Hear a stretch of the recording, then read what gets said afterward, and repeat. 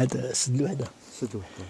نتواجد الآن في قلعة مرقان مرقو مجاورة لمولاي بوشتر الخمار. هنا سد الوحدة هي كتطلع على سد الوحدة، وهذه المعلومات التاريخية اللي معروفة تقريبا هذه أكثر من 4 قرون كنتواجدوا فيها، وقفنا على الداء، على المرض اللي شنو هو.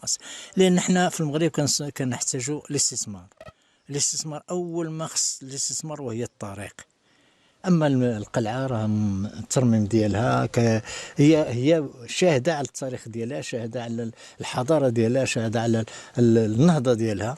كتشوفوا انه جات تزامنت هذا السد هذا مع هذا القلعه.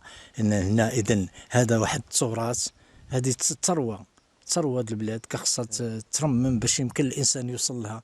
وحنا ما كنهضرش على راسنا كمغاربه، لان المغاربه معروفين انه فين ما كانت الحاجه كيمشي ليها، سواء على الدابه على رجليه، ولكن حنا دابا ملي كيجي واحد السائح من برا من الخارج ويجي ويبغي يزور هذه المعلمه هذه اللي كتعود على التاريخ ديال المغرب، علاش ما تتسقمش؟ ما كان الترميم راه موجود، هي مرمى بحال عاد تبنات البارح الى هذه 4 ولا 5 القرون فاش تبنات. انتم كتشوفوا نعم القرن 11. اذا هذه راه تقريبا شحال هذا حنا 23. انتم كتسمعوا بانه تقريبا واحد القرون عديده، ولكن لا زالت تشهد على البناء ديالها وعلى النهضه ديالها. اذا حنا شنو نطلبنا؟ حنا نستغلوها كمغاربه، نستغلوها كمنتخبون كاقليم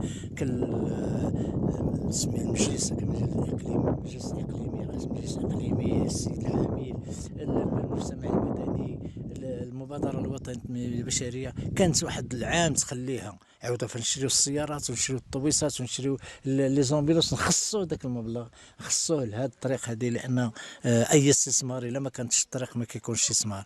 وكنعود بان انتم كتشوفوا اذا خصكم كنطلبوا الناس يجيو يزوروا هذه المعلمه، سواء كان من المغرب او من الخارج او من المدن المغربيه او من غير المدن المغربيه، باش يوقفوا على الحضاره العربيه الاسلاميه المغربيه. هنا كتشوفوا هذا سد النهضه، هي هذه قلعه مرقو كتطلع على هذا السد، سد الوحده، اكبر سد في المغرب، اكبر سد في المغرب، والاقليم ديالها اقليم تاونات. وكنطلبوا الله سبحانه وتعالى ان السيد الوالي او السيد العامل يجي يزور شي هذا ويوقف على هذا، او يعطي الامر للمهندسين باش يشوفوا شنو هي اللي غادي يديروا في هذا، باش يمكن نهضوا بهذا.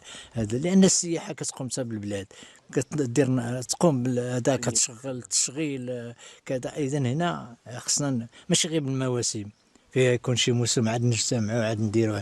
اذا هذه القلعه محتاجه لواحد العنايه من طرف المسؤولين، سواء كانوا منتخبين او كانوا مسؤولين اخرون. وشكرا لكم على تتبعكم.